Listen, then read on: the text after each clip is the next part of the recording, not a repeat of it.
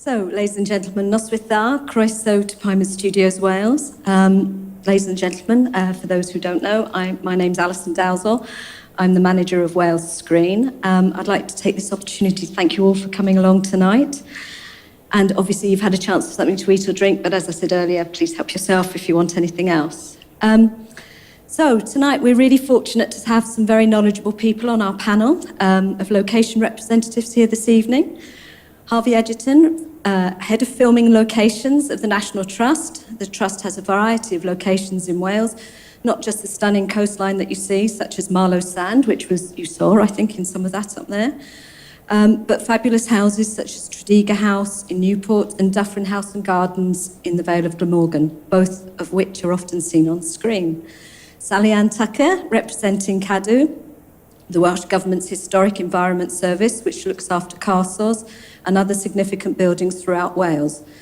Now, productions that are filmed in Cadw are many, but in recent years they've included Wolf Hall, Doctor Who, of course, and about to happen, I think, is The White Princess. Joe Morris is the communications manager with the Brecon Beacons National Park Authority, one of 3 beautiful national parks that we're lucky to have in Wales. It offers stunning landscapes, which numerous high-profile productions have taken advantage of, including King Arthur, Stardust, and The Clash of the Titans. Popular TV series such as Merlin, Torchwood, and Doctor Who have also used locations within the park. Sorry. So, Rory McLagan is the owner of Merthyr Mawr Estate in Bridgend. Rory. A beautiful Georgian manor house and delightful village of thatched cottages bordered by meadows and woodlands, which has been used for numerous productions over the years, including the most recent adaptation of Lady Chatterley's Lover and Fox's TV series The Bastard Executioner. Sorry about the name. And last, but by no means least, we have Gareth Skelding, location manager and co-director of Location Solutions based in Caerphilly. Gareth has been a location manager since 2001. After working in production initially and working his way through the assistant director ranks, he quickly realised that he had an eye for a shot and an imagination for selling ideas to directors, which he does on a daily basis. This, coupled with the determination to get a film crew into the most challenging of locations, but more importantly, getting them all out again safely, has made Location Solutions the go-to company in Wales. So I'll begin by asking members of our panel some questions, and there will also be an opportunity for you, the audience, to ask your own questions at the end of the panel discussion, in case there's something that isn't covered. We're filming this event tonight so that we can add this discussion to our database at a later date. So if you do ask a question, please wait for one of our ably bodied microphone assistants to bring a microphone to you. So we've got Penny over there, who looks after our South office, and Arwen over there, who looks after our North Wales office. Right, so I'm going to begin, and I'm going to begin with Gareth. So, Gareth, would you be able to summarise the process involved when the production begins to look for a location? Well, initially, getting the production to Wales is quite a big part of it, and Alison's office may well get some contact from a production company or a producer who is thinking about bringing a show to Wales, and from there she'll introduce them to the benefits of Wales and what maybe financial packages we've got, and then over to somebody like me or other location managers to sort of take that and run with the script and their ideas and offer up, you know, what sort of locations, what can we offer them? You know, we can offer them lots, is the answer. Wales has got a little bit of everything, you know, within 40 minutes of Cardiff, or you can be down a cave or on a mountain, in a river, in the sea, some of the best beaches in the world. It goes on and on. The industry, the footprint left behind from industry and the historic, you know, with 363 castles. Did I make that up? 130 that we look after, but okay. Fine. There's a bit more. There's quite a lot. Quite a few. Fine. I think you're never more than, my colleague Dave, how far away are you from a castle? Never more than about 50, about a mile away from a castle, something like that is within Wales. I think, yeah, within Wales, we have more castles per square mile than anywhere else in the world. So from there, we'll run with it. We'll get a script and sort of we'll get an initial party of exec producers, that sort of thing. We'll spend a day or two in the car with them, show them these various things we've got, and if they sort of like them, they'll sort of bring the next wave over of directors and writers and that sort of thing. And that's how we sort of initially settle them in. And from there, we'll obviously, once we get them here, running with the locations we'll work from the script. We'll all bunch together a load of ideas and shortlist. I'll go out and show 5 or 6 options of a pub, if that's what we're looking for, an Irish pub, say. And we'll find 2 or 3 options that we suit best and say, okay, that's the one we want to do, but we want to throw someone through the window or we want to paint it pink. And that's where my role comes in and delivering that whole experience. Thank you. Is that enough? Yeah, that's great. But obviously, we'll be coming back to you. So, Harvey, could you tell us a little bit more about your role within the National Trust, please? Yeah, basically, all film inquiries and still inquiries, still shoots, except for news, come through my department, which is 3 of us. We have to cover Northern Ireland, Wales, and England. We have about 3 to 4 crews every single day, National Trust property, and that's everything from Country File up to Robin Hood's on Freshwater Bay, Harry Potter, all the big stuff, but also the small stuff, and still shoots and foreign crews. So we have to handle all that on behalf of the properties, make sure that the company pays, make sure the contracts are signed, make sure they leave the place exactly as it was when they arrived.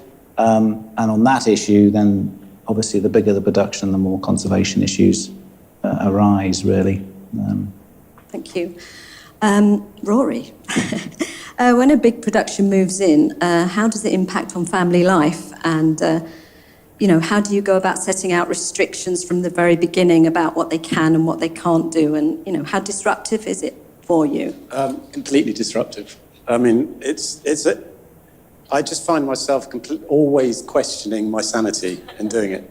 It's mad, absolutely mad. Chaos in a kind of organised fashion, very stressful. There is an upside, I'm sure, but it's very hard to think of it at the time. Let's hope we get to that. Yeah, it's good to learn to say no, actually. Yeah. And I've learned that the hard way on several occasions. But yeah, be firm. And because film crews being film crews, they'll take, unless you lay down some very strong and, non-negotiable ground rules. So, it's an experience, that's for sure. And each one is different, and each one wants different things in a different type of, and you're just thinking ahead of the game all the time. Actually, I think that's micromanaging, because you're the one who knows your property. You may have the best location managers, and there's some fantastic location managers here today, impeccable location managers, but they don't know your property like you do. And if you want your property to look the same as it did when they arrived, when they leave, then it's really down to you to take that initiative and it's a brave leap, isn't it? And also trust as well, trusting in, the location manager and the team that are around him. And I suppose setting those boundaries out at the very beginning and hoping that nobody does cross them. Yeah. I think from our point of view, it's you and the location manager and the owner understanding that and the location team enforcing it. And it's hard because you can't be everywhere, and only needs one electrician to go upstairs in the wrong room and knock something over. And it's really hard. And as much as you can tell people and try and cover your tracks in every way, it's stressful. As stressful for us as it is for Rory. It's a key relationship. Actually, from the location owner with the location manager. Absolutely. It's the making or the breaking of it. Thank you. Joe, could you tell us a little bit more about the various challenges involved in dealing with some of the bigger scale productions that you've dealt with over the years, and any particular highlights and maybe horror stories? Keep those brief, please. It's interesting hearing you two talk about it, because we have the same problem, but perhaps on an even more massive scale. So the one that springs to mind is we had a very big shoot in 2011 in a quarry in the park. And although you would think a quarry has been mined and therefore you could go in there and do more or less what you like, in fact, there was all sorts of very highly protected species in there, including peregrines and some plovers, redstart, various the highest level of protection you could get. And so the large American company, the studio, was talking about not doing it on the back of knowing what that was going to mean. But we always have a can-do attitude. We wanted them to be there, so we managed to work around it. And in fact, that year was the only year that the falcon, the peregrine falcons, raised successfully to chicks all the way through to adulthood. And the reason for that partly was that they had full security, so nobody was able to climb down and nick the eggs. And the fact that there was security all around the barrier protected those species.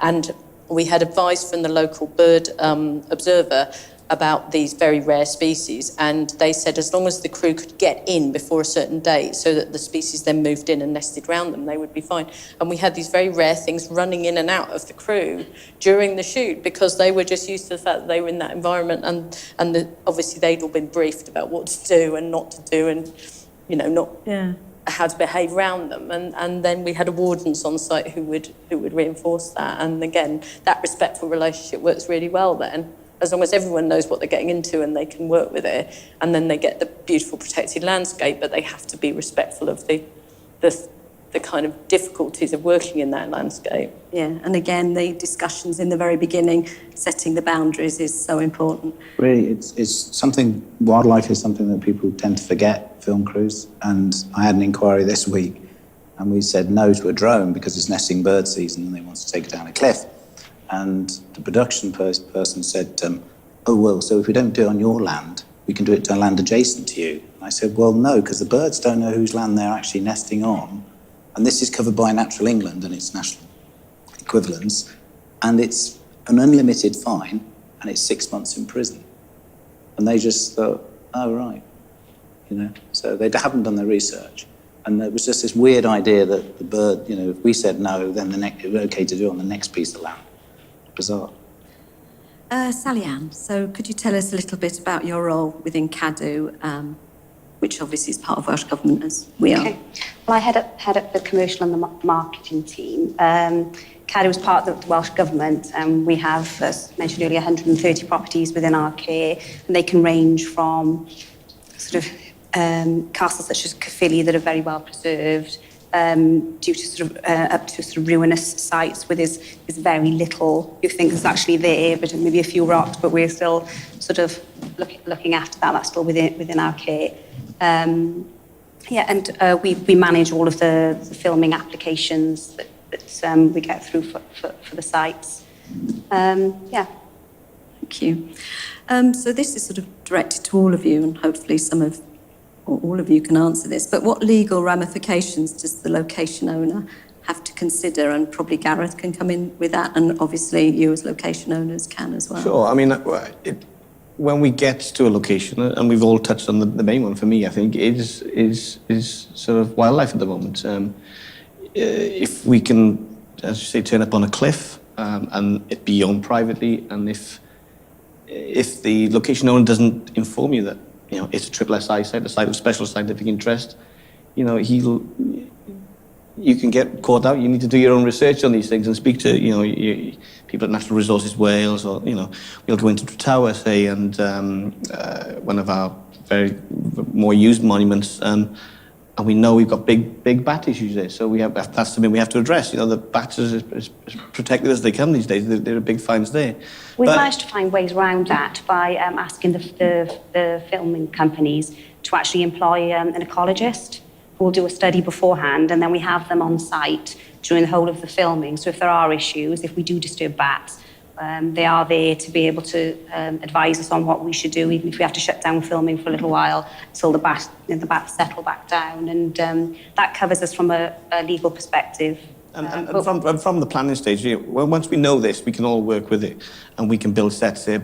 And we take advice from the ecologist, and they'll say, well, if you cut a bat flap into this set, and it's removable, and you can put it in for the shot, leave it open at night, it all helps. So little things like that. I mean, I'm just talking to Joe about a project now, and we've got, we want to film in some woods, and some fantastic mossy woods, but some of this moss is only found in this particular location, isn't it? From around the world, and you'd think it's a bit of moss.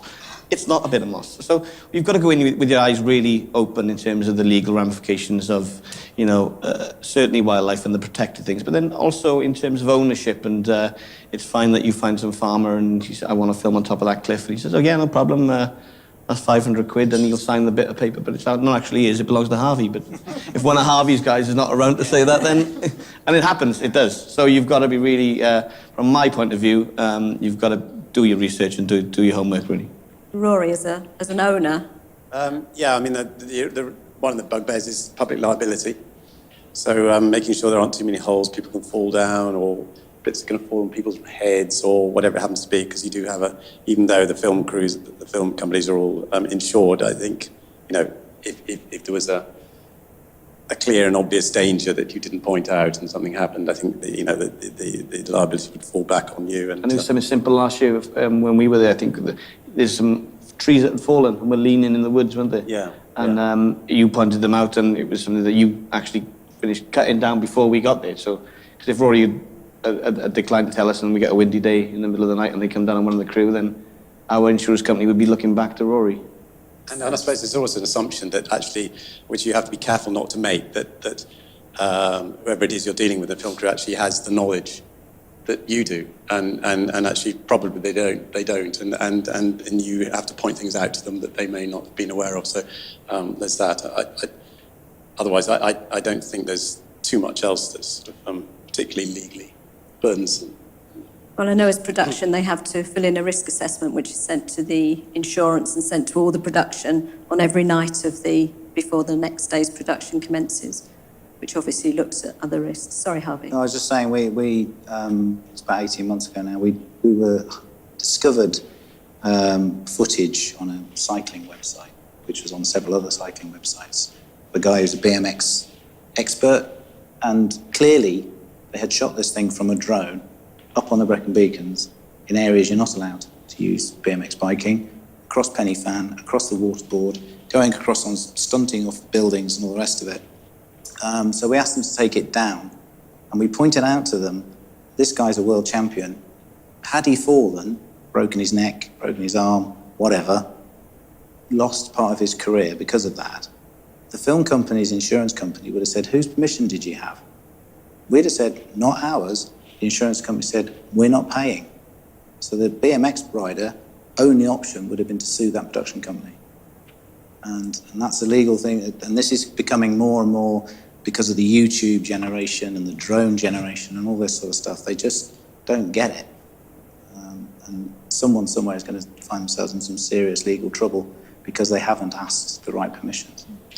We get quite a lot of requests for aerial filming across our sites, and we've developed a policy. It sounds a very government thing to do, but it is make sure that everybody anyone who applies to film over Cadw sites understands the terms and conditions. But we requested all filming out of hours, because obviously we have visitors at the site, but also that they have to have to be CIA registered, so that they have the civil aviation license, which it does put off amateurs, which, to be honest, is a good thing. Yeah, but I mean, even if you've got a CIA license, one of the conditions of the license is that you don't fly it over people you don't control. So when you see those concert shots that have been taken from a drone, all of that is breaking CIA guidelines, because none of those people in the audience know that that drone is there. They only fly for 15 minutes. Their batteries are rubbish. Batteries catch fire. You know, there's a whole load of stuff. They actually had them on sale in Aldi's this week. Did they? Drones, yeah. So, thank you. So, Gareth, can you describe to us what a typical day is like in the life of a location manager? And I know you're probably going to say no day's a typical day, but perhaps you can talk us through your day. The typical thing is a 5 o'clock alarm. That sort of normally kicks you, and it's either you're getting up or you're getting in, one or the other day. My sort of day, I mean, it varies. When I'm finding locations, it's a lot of miles in the car on your own, singing to yourself and driving all. You think, if I just turn up here, it's always when you're looking for something a bit different, you want to try and find something that other people haven't used, and it's off the beaten track. You know, what's up that road? And you go up over the mountain, you'll find this fantastic waterfall, and it's weird. It's a lot of time on your own. I enjoy the radio and talking to myself and singing. But You take your dog with you, my don't dog you? comes with me a lot. But it's really rewarding when you'll know you found something special. You'll turn up this road and find this mountain with a spectacular view, and you'll think, yes, that's it. I've got it. And you know you've got something different, and that's really rewarding. It's really a nice thing about it. And then you'd find out who owns it, and you'd sort of show the director some pictures, and if they like to see it, we'll take them back. So how we get, it's fine for me to drive up there in the car, but then I've got to get a football field full of wagons up there, full of, generators and lighting trucks, and that's no mean feat either. So you've got to think of a big picture of how you get all this stuff in, equally how you get it back out, and how you get all these people in and out safely, because a film crew can be anything between 50 and 150 people. There's a lot of welfare to think about that, and paramedics, and how we would evacuate someone. There's some of these most fantastic locations won't have a phone signal, so it's a really big picture to think about, and it all falls within the realm of the location manager. So much of it does, about how you look after. It's not just what you put on the screen; it's all the infrastructure behind it, and how you safe. My key thing is getting people in safely and getting them out safely. So it doesn't matter what goes on the screen at the end of the day, as long as everyone comes home. Yeah. First one in, last one out. Harvey, what are the biggest conservation issues relating to filming in the National Trust properties?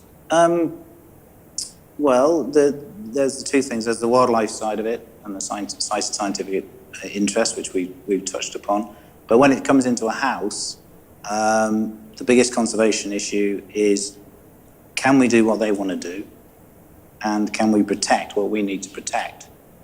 Probably the best example is we did the Keira Knightley Pride and Prejudice, a place called Basildon, with Joe Wright, and he had a shot which was done on Steadicam, where he started in one room, followed a character, followed a second character, third character, came back all in one shot. And this house hasn't got any corridors, so it was perfect for that and all the rest of it. But the designer came in and said, I want to do this and that and the other. And we said, okay, but we need to protect this, we need to protect that.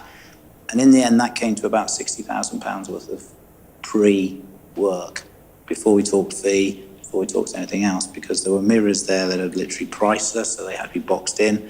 The carpet took 20 people to move in a scissor lift to get it out of the room. So it was a big 3-week prep job just before they'd come in. So the mistake some crews make is they come into one of our properties and think, yeah, this is great. And, we've got this scene where he gets a sword out and slashes somebody and they fall on the table and he cuts through the table. And we go, well, you're not doing that on our table. Get your own table. And we'll move our table. And, that has an add-on cost and stuff. So what we have in terms of day-to-day management is we have a team of floating conservators who are trained conservators. They've all had specialist training in film, and they will be there on the big shoots, not every shoot, but on the big shoots every day. The film company pay, they're working for me, but the beauty for the film company of having them there is because they're trained conservators, if something happens on the day that the film crew hasn't thought of, because they're a trained conservator, they can say yes or no and can do whatever it is that may need to be done. And it just works out better that way. It does, and from our point of view, it's someone to go to and say, look, that's changed, the sun is there, that's a problem, can we do it this way? And these people are trained to give their opinion, yes or no. It's like Rory said, setting those boundaries out. You can agree things do change, and you can go to Rory in his house and say, okay, that's changed, what do you think about this? And if he says no, end of story. And Harvey's conservation will say no, move on, next plan. And it's a good boundary for us, because I think it works, yeah. Yeah, because they'll always come to you with a wish list, and it's your job to say, actually, 20% of that isn't going to happen. Or we've got our own procedures now, so if they say to me, artificial snow, I'll tell them which artificial snow we like and which we don't. And if they say smoke, we'll probably say no. And if they say, can we do this? We'll go, yeah, we can do that, but you have to do it this way, not the way you do it in the studio. And the technology is getting better. I mean, the helium balloon light, we love that. Gives off very little heat, goes up in a balloon, marvellous, much better than scaffolding and arc lights and all that stuff. Rory, what are the plus and minus points of letting a film crew into your property? $64 million question now. Okay, should I... Well, the plus points are quite succinct, I would say, and they start with cash. And and pretty much end there, I think. It's fun sometimes having a film. It's nice to be immersed in all that sort of creativity. That's it's a good with a good film crew. It's a good buzz and some really interesting people, and quite often generally speaking, actually, I've been impressed. Actors been really nice, really down to earth, and very, very polite, very well behaved, and that's nice. And it's always nice to have good feedback, actually, from people using the house or whatever, and appreciating it.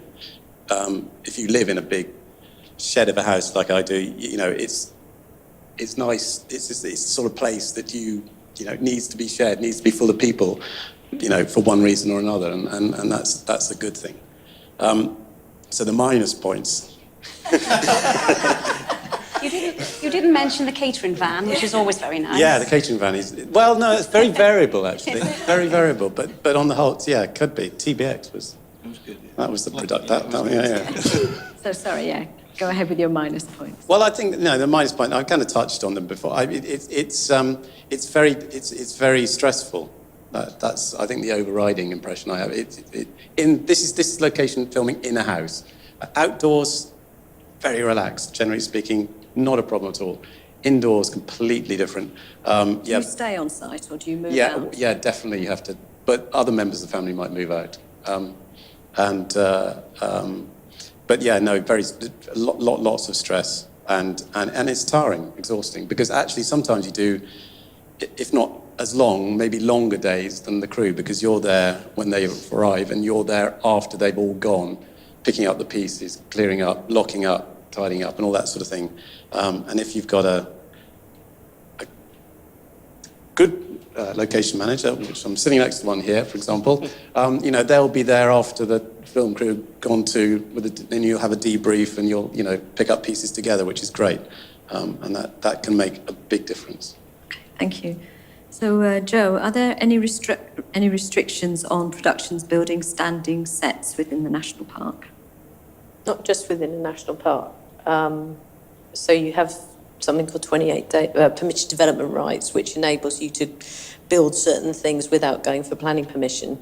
And broadly, there's a 28-day rule that temporary structures will go up and down, planning won't be required. But anything that's more permanent than that, or some things, if you want to drill big holes in the ground to keep them down, for example, if you wanted to put up a temporary structure but you wanted to make some kind of excavation to put it in, or drill it into a wall, or all of which we've been asked for, those kind of things, then they'd be looking for planning.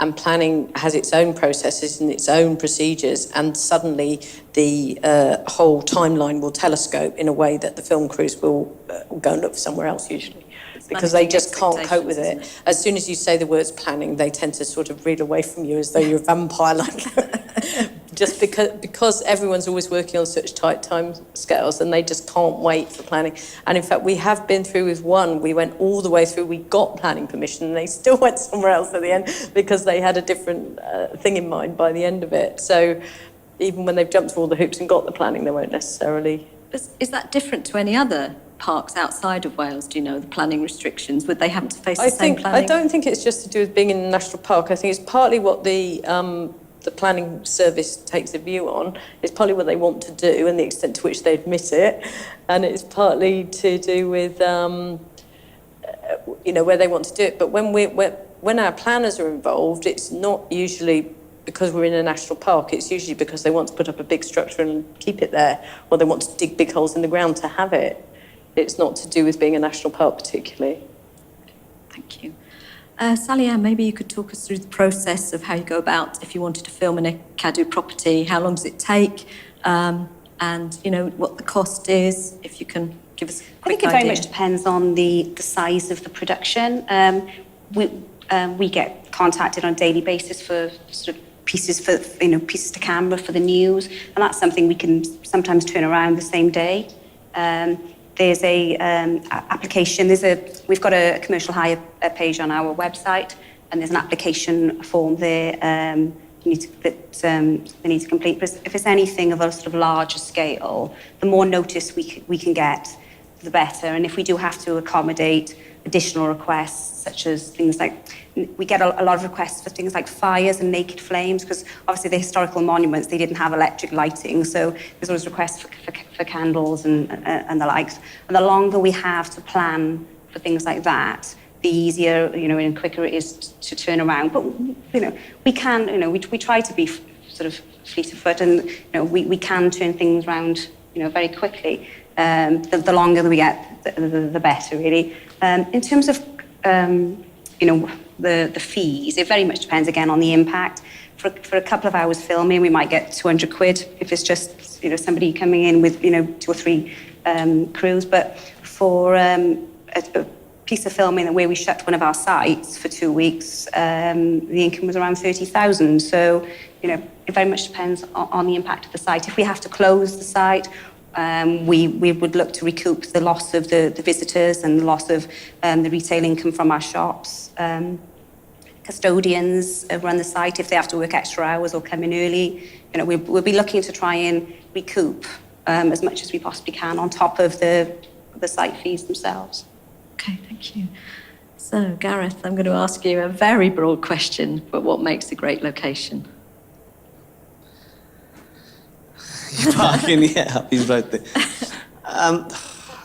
I mean, just being different, I think, is the key. Finding something different that isn't 4 walls and a box, and has got some amazing windows or shapes or levels, or every brief is completely different. Every show is completely different. So there's no answer to that. But I'm always looking for something that is out of the ordinary and has a bit of X factor to it, really. That's what directors don't want a square room. They don't want a pub that looks like a pub. They want a pub that looks like an architect has drawn it and lived it and painted. So it's having something that's a little bit different and out of the ordinary. I mean, it's not to say that there are shows there who want 2 up, 2 down houses, but it's having space as well. I mean, if I was out to find a Brookside type house, for instance, I'd be wandering around people's streets looking.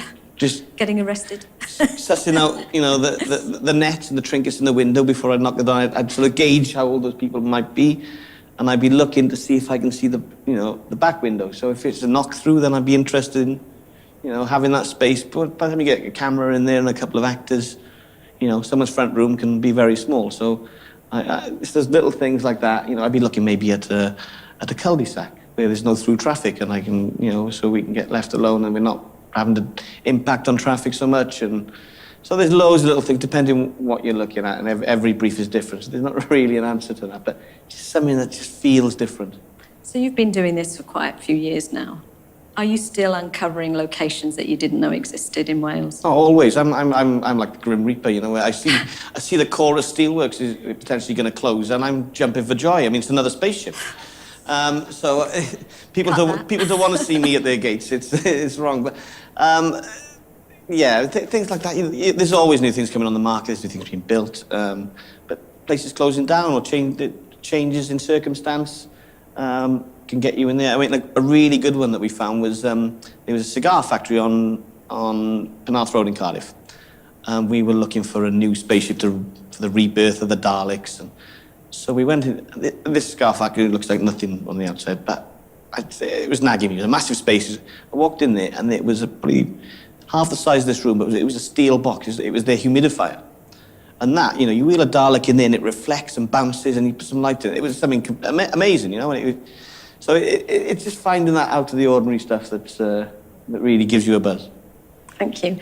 So I'm going to direct this question to all of you, and whoever wants to come in first. What's the most bizarre request you have ever had to cope with, if you can name one? Putting Kylie Minogue in a French maid's outfit on Queen Street.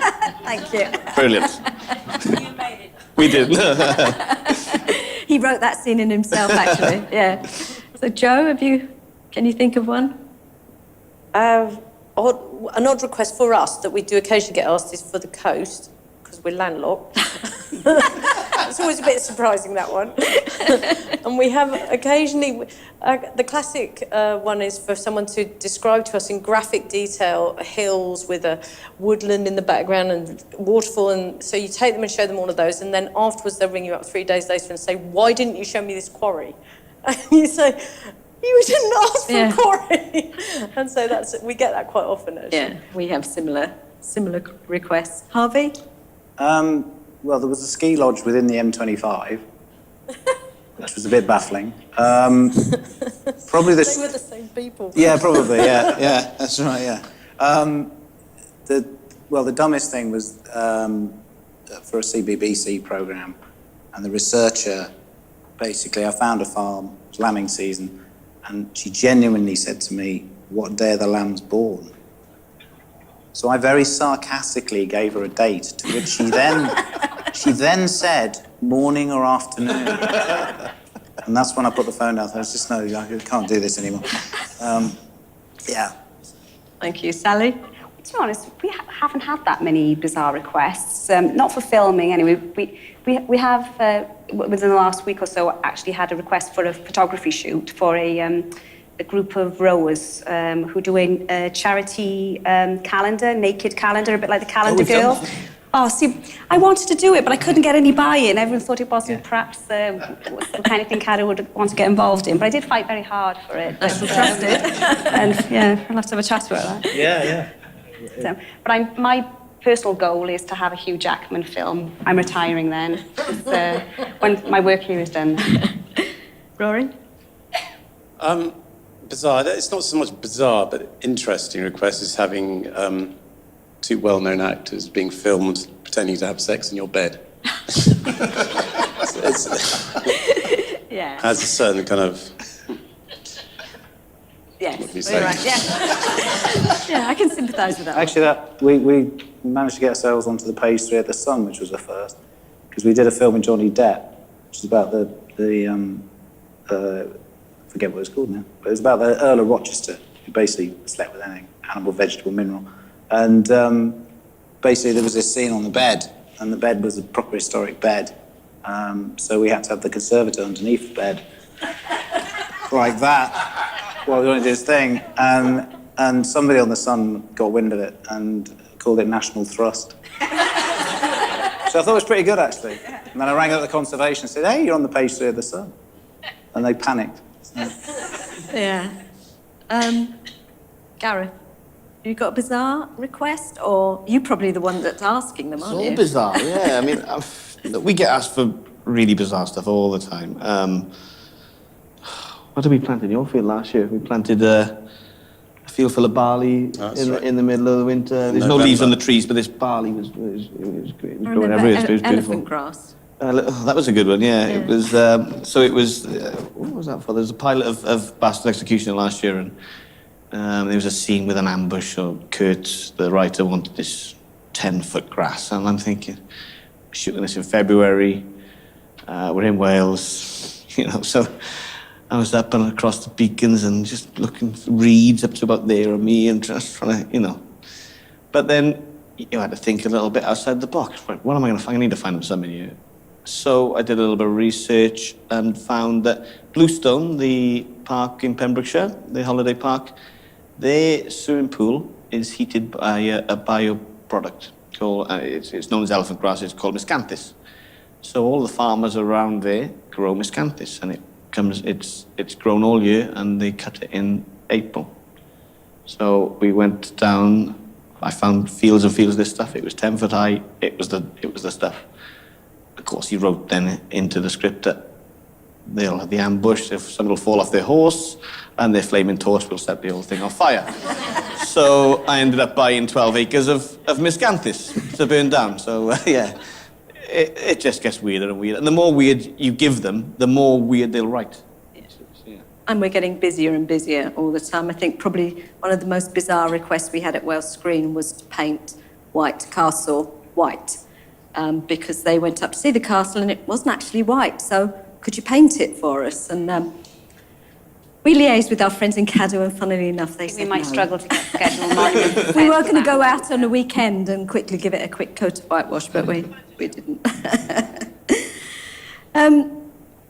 So, Gareth, if a director decides he wants to film in a certain property and the owners aren't keen on their house being used, how would you go about convincing them? I think within yourself, if it's worth convincing, if you feel it's right. If there's a reason why this location owner doesn't want it, if it's something, you know, I think you know if it's morally right to argue. If it's something that you think you can deliver and it's not, you know, it's not treaded on people's toes too much, and it just needs some talking to and explaining what the process is and that sort of thing, then it's worth doing. But if it's sex in someone's bed, you know, you've got to morally take a view on how far you push that one, and often it's not, you know, you just got to stand up to the director and say, look, it's not available, move on, you know. And you don't tend to get, you know, most directors are pretty good. You know, people think they throw hissy fits and things, but most of them are pretty good, and there's plenty of planning goes into the whole thing. So it varies. I think you know yourself when it's something that's worth fighting for. When it's not. Yeah. So Rory, you've had quite a few productions. I'm not sure how long you've been letting out at the Mall for productions, but you know, have you had favourites? Has there been a particular production?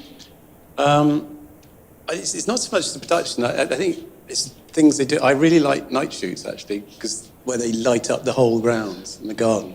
They look absolutely fantastic. Yeah, some crews are nicer than others. I remember there was one, actually, it was an unfortunate instance. It was a bit of a cock-up, but it was a doctor, one of the Doctor Who was filming with us, and it was, you know, general chaos as ever. And then all of a sudden, out of nowhere, Blue Peter turns up. Blue Peter, plus film crew, plus a bevy of 4 kids and their parents arrive at the front door, demanding to film around the house, you know, having never heard of. So, you know, that was quite stressful, quite irritating. But on the other hand, God, it was Blue Peter, you know, iconic part of my childhood. I couldn't be too angry about it. And actually the most annoying reason I didn't, for not having noticed, was you know, I might have knocked up a papier-mâché model and hoped to get a badge or something. But That plastic. No, but that was sort of annoying, but quite interesting. Okay, thank you. So Joe, can you just tell us briefly, if you can, so Penny's written something here that I'd never heard of, but OLDSI consents, how do you obtain them? And we've spoken about the specific areas of scientific interest, but can you just talk us through a little bit? You'd only need to worry about this probably if you had protected species that we were talking about, or if you were in a SSSI, a site of special scientific interest. But basically, as a landowner, if you're allowing people to do something which might potentially cause damage to an area that has a very high level of protection, you have to ensure that you've done everything in your power to make sure that the conservation has been safeguarded. So one of the OLDSI stands for Operation Likely to Cause Damage, likely to damage. And so we in the National Park will go to our colleagues, what was CCW is now Natural Resources Wales, and say, this is what the film crew would like to do. Would you license us to allow them to do it? And then they will say they can only do it if. So the classic one they wanted fake snow on the waterfalls, which is obviously a water course with a lot of protection, a lot of rare species. But as I said before, we're always looking to try and make it work. So we got agreement that they could use fake snow, but they put down sheets everywhere first. So when they used the same colour as the stone, and when they used the fake snow, we rolled up the sheets at the end with all the fake snow inside of it, and none of it went into the watercourse was the idea. Then they went round and picked up every last little drop. So, but sometimes they just say, no, you can't do this. And then we say, no, you can't come, you can't do this. And the location managers will totally accept that and know that that's basically, if NRW say no, it doesn't happen, that's the bottom line. So we all have to convince them that it's acceptable and appropriate for it to be, and listen to the hoops they want us to jump through if they say, well, you can only do it if. So that's what it's for. There's a major part of common sense in this as well, isn't Yeah, it? You know? oh, totally. They're very pragmatic and they're great. And they always want to help us have a shoot. So they're not standing there with a clipboard going, you will not. They're saying, all right, we know you want it. How can we help you get it? But you've got to protect this or that at the same time. It's a bit like what Harvey was talking about earlier. And then we put a warden on in the same way as the National Trust use conservators, and they will make sure that the OLDSI is followed to the letter, so they can't do X, Y, Z. If it's been agreed, they can't. I know Penny's put this question in here, but I'm going to ask Harvey this one because it's a bugbear of Penny's. Do you find it difficult obtaining images or clips from productions that have used the National Trust properties for your own marketing materials? Yeah, it's got better. We've put credit clauses in the contracts, which is a good way of finding out if they've read them, particularly with Americans. And it does demand photographs, it does demand a publicity pack. I have somebody in our comms team called Sally Davis, who is fantastic. And because obviously a film comes out, Tarzan's coming out 2 years after we've shot it, and I am doing the day-to-day stuff. So she gets the name of the publicist and works her magic on them and really sort of lays it on as much as we can. We pick our projects, can't do them all, but where we feel, for instance, a film that fits into our membership, we'll say to that film company, we have 4 million members, this is your demographic. Miss Potter, for instance, this is your demographic. Come on, what was into, but you have to bear in mind that the people doing the publicity and the distribution have nothing to do with the physical making of the film, and that's where the problem arises. We had, on the Alice in Wonderland, the Tim Burton one, we got this phone call, and we're the main house in the property, beginning and end of the film. We're the only live action house, as it were. And they said, we want to come in for a meeting. We're doing the marketing for Alice in Wonderland. So we had the big meeting. They came in with their mood boards and their posters. And they started off the meeting by saying, we want you to be a media partner with us. You'll have your logo on here. It'll only cost you this much. And we went, whoa, whoa, whoa, whoa. We thought you were coming in here to tell us about the bits in the contract that you're going to fulfill. And they went, what? I said, that's our house. On your poster, that's our house. And they hadn't a clue that we'd shot it at all. And because they were Disney wouldn't put anything in the contract. So I had lots of emails off-piste agreeing to things, but it's not going in the contract. So it is really, really difficult. The BBC is slightly better now. But the thing to do is to get hold of the publicist and never let go. They always cross it out of our contracts. Yeah, no, they do. They do. They come back and they'll try and cross it out. Yeah, we have it in our contract, but it is very difficult. Yeah, the thing, you'll get lots of, particularly documentaries, you will get lots of BBC people and ITV people, and they will say, could you waive the fee or lower the fee, because we'll make sure there's a shot of the logo and all the rest of it. The thing to say to them is, have you read the BBC Producers Guidelines?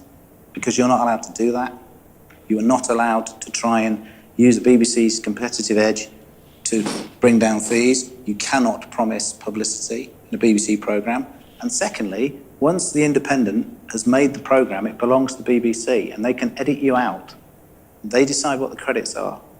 So if anyone says that to you, I don't know what they're talking about. And ITV is the same, because they're controlled by Ofcom. So they cannot say, oh yeah, do it for free, and we'll make sure you get some publicity, and we'll name check you and all that sort of stuff. Yeah, because they can't, and they have no control over it whatsoever. Thank you. I'm going to open up now for some questions. I hope you've all got some to ask our esteemed panel here. So if you want to ask a question, just hang on a second, and Penny and Arwin can get the mic to you. Any questions? Oh, sorry. Hi there. Yeah, so we've actually just registered yourselves. I have a property at Georgie Mansion in Gower, programme. And I was interested actually to ask about in particular how you sort of start. I mean, I think once you get that first bit of footage and you sort of know, but how do you kind of, break in, as it were?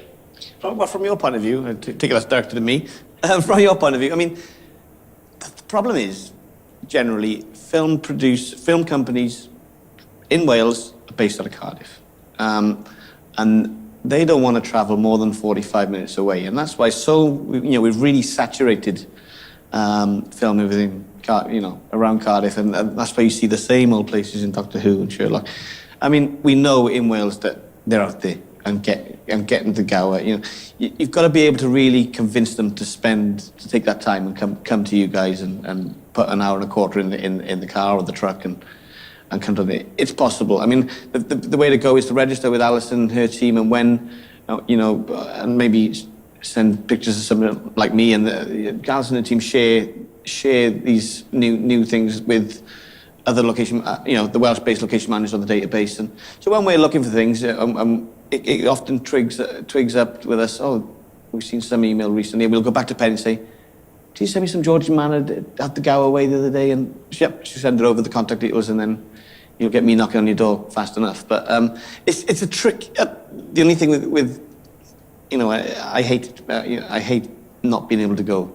But the reason is because if you're spending time traveling in a truck, you're losing time off your filming day. And things are worth traveling for. But as say if we wanted to come to you for 3 days, you'd end up having to put the crew up in local hotels, which is great. It's great for the economy, but it's probably costing the production £7,000, £8,000, £9,000 a night, and that's money they'd rather spend on screen with explosions or another horse or that sort of thing. So it's trickier. There are shows that are based out of Swansea. Absolutely, there are. But in the first instance, get some images to Alison's office and Penny, and then tend to share it around, amongst us. We do get a lot of inward productions coming in, so feature film productions coming in that just want to use the location, so the whole unit will travel to use that location. So they'll come in and they'll, what we call it a smash and grab. They come in, spend all their money in the economy on their location because they love it and the hotels and everything, and then go to the next unit, which could be in, Scotland or wherever. When we did King Arthur, they filmed in Arwen's area in North Wales, and they brought the whole unit in. Robin Hood that you saw there, they went in and put the whole unit there, and that was absolutely a huge production.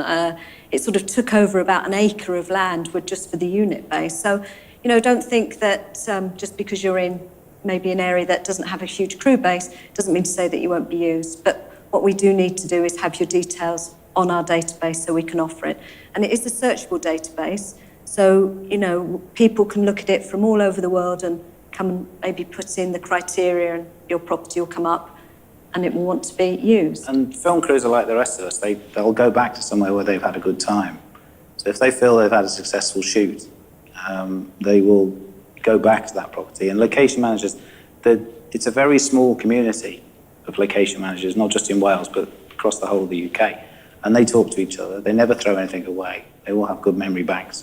Because, your house may not be good for the project Gareth's on now, but in 5 years' time, it might be exactly right. Yeah, and sometimes it is like that, It can be a long, I've knocked doors where I filmed here 5 years ago, and I think, that's right for this. I go knock again, and I've called, I said, oh, Rian, remember me? No, that was the last wife, It can be that stretch, So stick with it, and it's just like that right script landed on your desk as well, and you read it, you think, is that in the Gower? I was saying earlier, there's a village in Northern Ireland, which I'm now very intimate with. They are about to have their second crew in less than 9 months. They haven't had a crew for 150 years previously. What's that about? Well, you looked at the clip that we showed of Harry Potter and then Robin Hood. Those two productions, I think, overlap by about 2 weeks. 2 weeks. And, to use that same site with those two major movies, you couldn't predict that. You never know what's going to come in through the door and what requests we're going to get. By the way, people still leave flowers for Dobby on the beach. We have to burn them because they're non-indigenous. Just listening to what you were saying there, interestingly about the accommodation size and things for the crew. Because we're actually, Manor House is a business, it's a commercial business.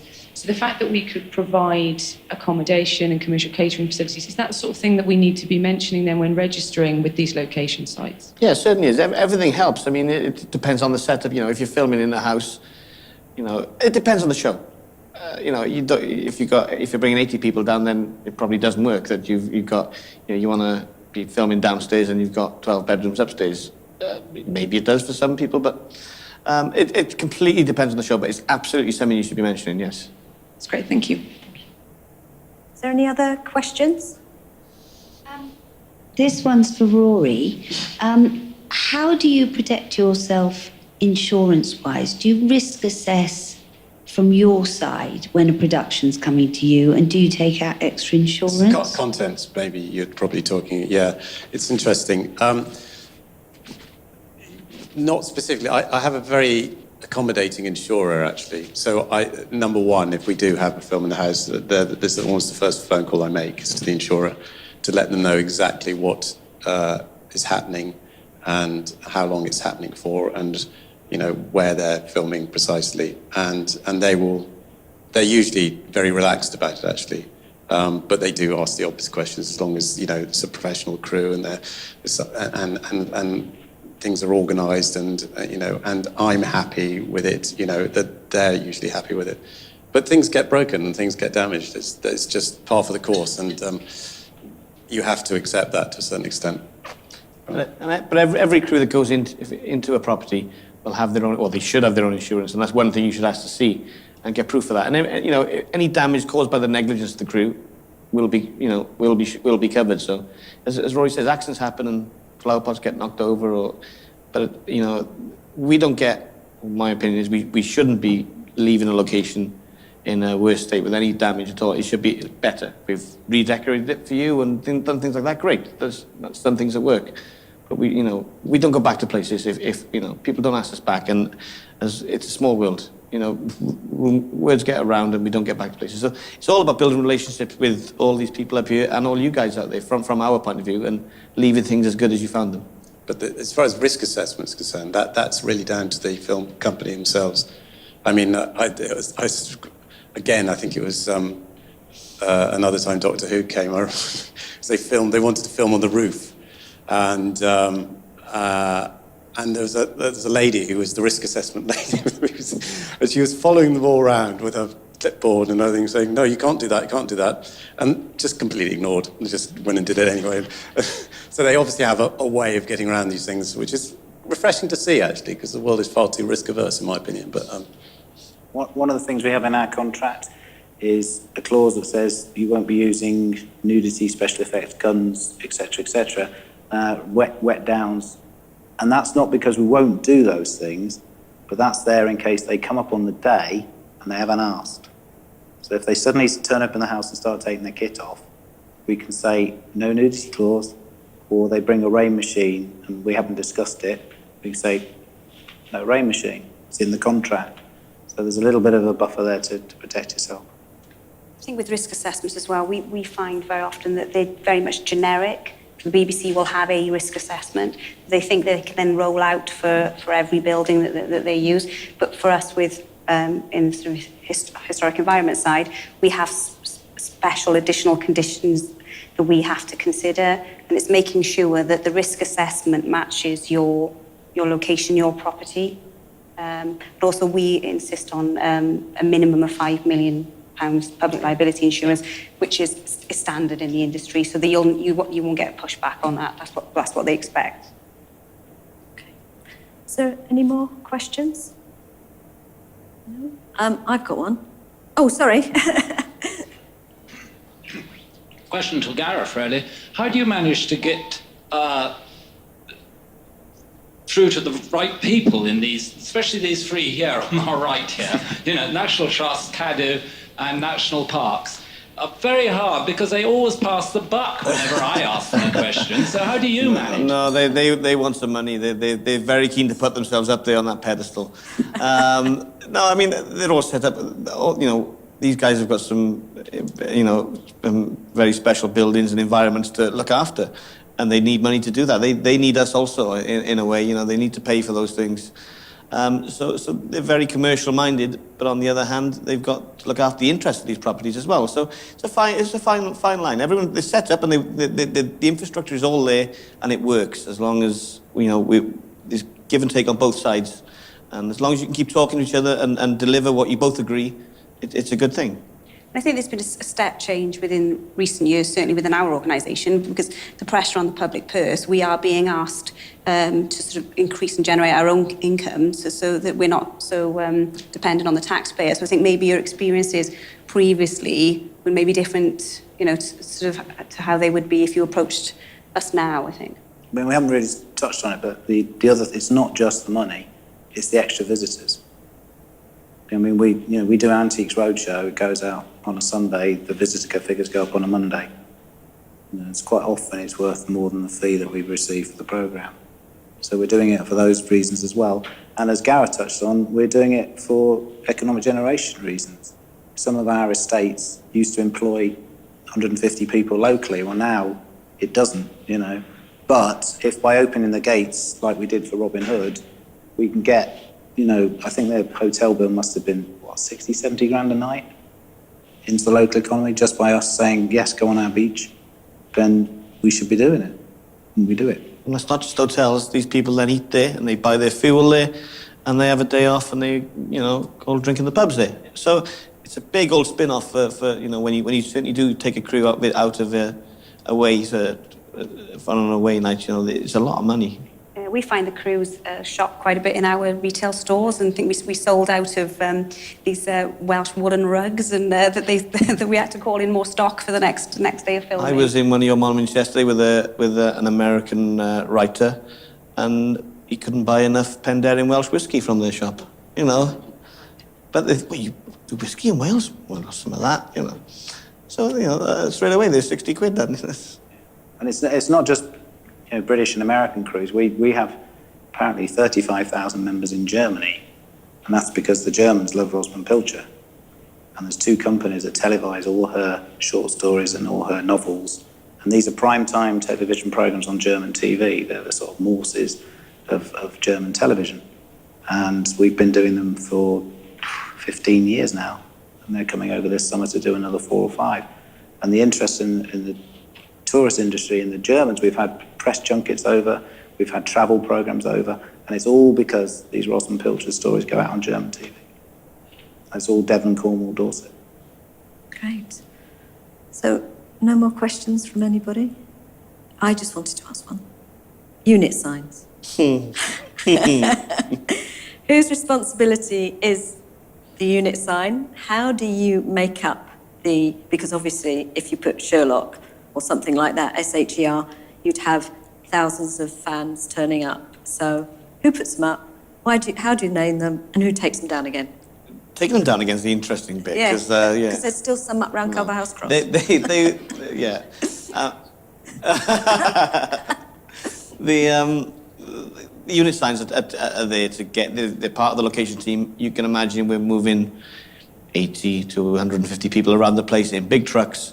So the last few miles of a location, certainly a trickier sort of country location, we'll put signs up. So, they'll have the address, they'll have detailed where we want them to turn left here, turn right there. So we'll put signs in to aid that, pretty reflective signs, so it's dark, when you're going to work at 5 in the morning. You can follow these signs and not end up the wrong farm track and have makeup girls crying, and it all gets a bit of a disaster then. So we put them up. I like to get them, as soon as everyone's in, I like to take them down very quickly, especially on shows like Sherlock or Doctor Who, because as the world has changed and social media and Twitter and all this sort of stuff, we have people who actually follow me, or they're sign spotters. Setlock is one thing. Have a look at that on Twitter. And wherever Sherlock are, someone will have followed the units from the night before, where the trucks have gone, and they will tweet that first thing in the morning as to where Sherlock are filming that day. And all of a sudden, if you're not working for the day, if you are working, they tend to start gathering. We've had anything from the 4 or 5 hardcore people to 500 people just turn up like that. So we need them operationally to get people in and out quickly and not clog up all the roads.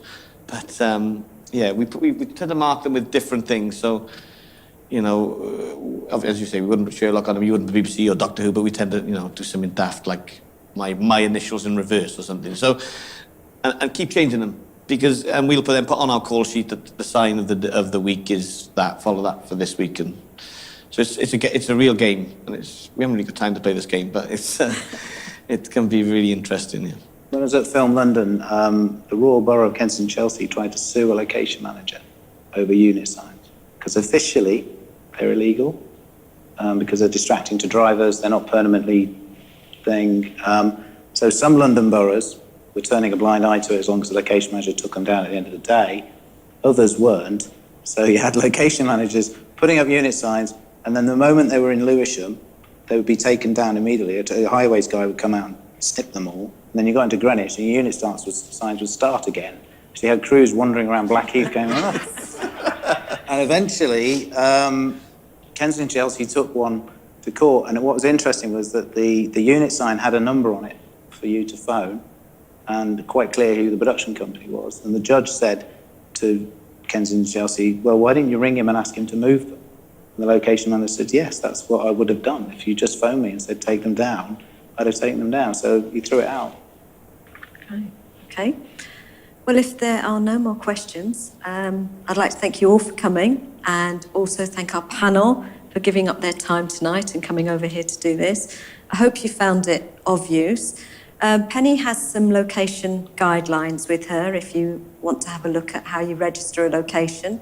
If you're not registered, please register. Please tell everybody you know about Wales Screen, because it is a place to put your location on. We can come out and take photos if you need us to. We can come and visit you. We will make sure the location managers know about the properties if they're suitable. So please do use us, because we are a resource. We're a free resource, which is part of Welsh Government. We work closely with Cadw and the national parks and private location owners, National Trust, etc. So I hope you've had a good evening. I'd like to thank Penny for doing all this tonight. She's been absolutely brilliant as usual. Ardwin for coming down from North Wales, and to Like an Egg for recording this for us tonight. So thanks everybody. Oh, and Pinewood for hosting us here tonight. Thank you.